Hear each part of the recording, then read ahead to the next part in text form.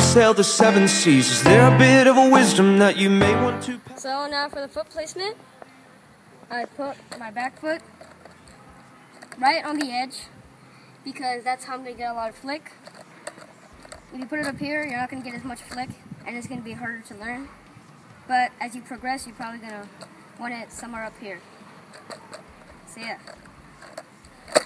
And the front foot, I put it right on the center of the tail and like that.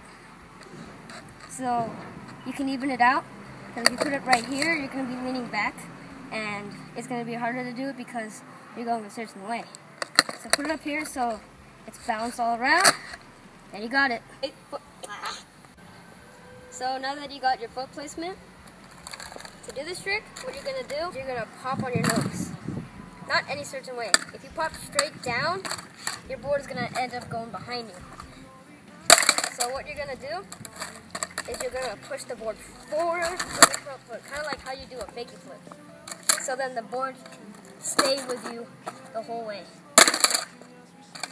Might be scary because you could get sacked, but if you could just keep trying, you're going to lose that fear.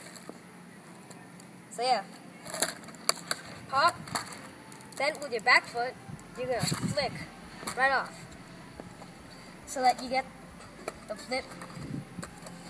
And then I usually catch it with my back foot, my front foot down, and yeah, here's some examples.